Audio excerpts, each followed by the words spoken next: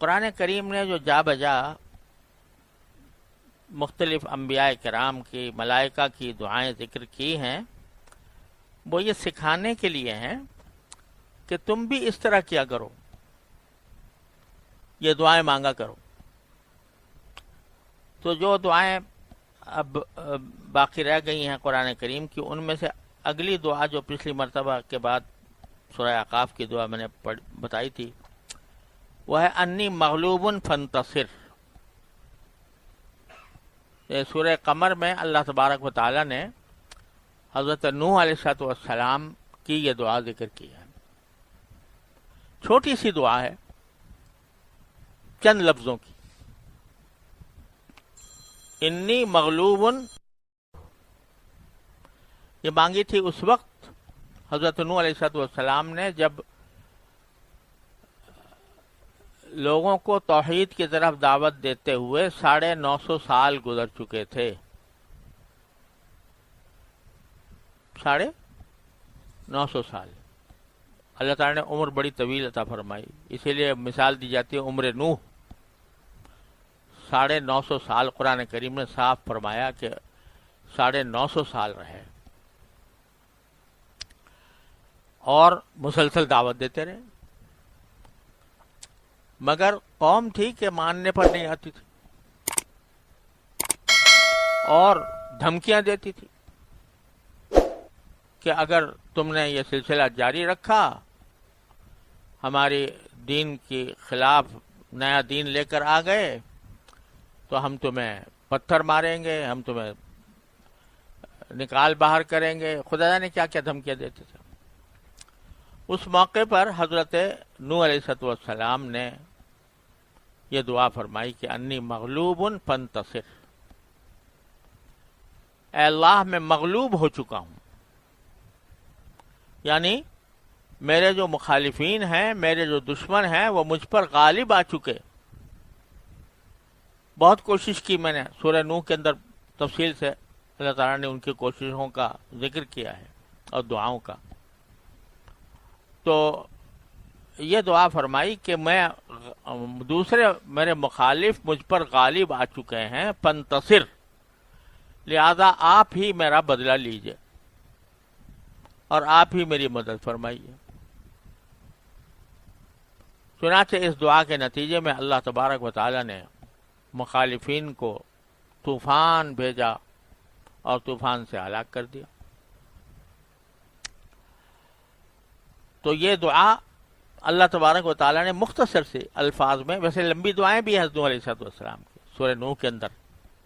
بیان ہوئی ہیں، لیکن یہ اختصار سے چھوٹی سی دعا سورہ قمر میں بیان فرما دی۔ یہ ہمارے لیے ایک سبق ہے کہ جب کبھی انسان مغلوب ہو جائے، مخالفین نے گھیرا تنگ کر رکھا ہو، محصور ہو جائے اور دشمن غالب آ رہا ہے، تکلیف پہنچانے والے تکلیف پہنچا رہے ہیں، تو اس وقت میں اس کو چاہیے کہ اللہ کو پکارے۔ چھوٹی سی جملہ ہے، انی مغلوب فانتصر، ہر قسم کی مخالفت میں۔ اور میں عرض کرتا ہوں کہ خاص طور پر جو انسان کو اس کی ضرورت پیش آتی ہے، علاوہ دشمنوں کے، مخالفتوں کے، ہم سب کو جس کی شدید ضرورت ہوتی ہے وہ یہ ہے کہ نفس اور شیطان ہم پر غلبہ پا لیتے ہیں، گناہ کے تقاضے دل میں پیدا ہوتے ہیں، شیطان بہکاتا ہے، کہتا ہے کہ فلاں گناہ کر لو، نفس بہکاتا ہے کہ وہ لذتوں کا طالب ہے، تو لذتوں کی طرف آدمی کو بہکا کر لے جاتا ہے۔ یہ آنکھ سے لذت لے لو، ایک نامحرم کو دیکھ لو، آج کل تو اللہ بچائے جو اسباب جو ہے نگاہوں کے، گناہوں کے اسباب اتنے پھیل گئے ہیں چاروں طرف، اور اتنے پھیل گئے ہیں کہ آدمی کو اپنا ایمان بچانا مشکل ہو گیا ہے. یہ جو ٹیلی فون ہاتھ میں آ گیا، اس میں اللہ بچائے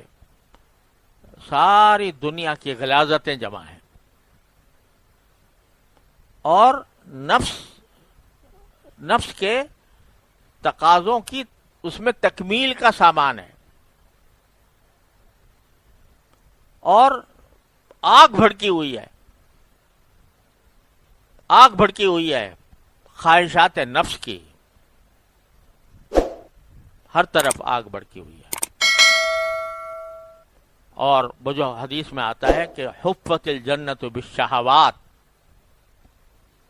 کہ جنت جو ہے وہ نفسانی خواہشات سے گھری ہوئی ہے، اس کے ارد گرد شہوات کا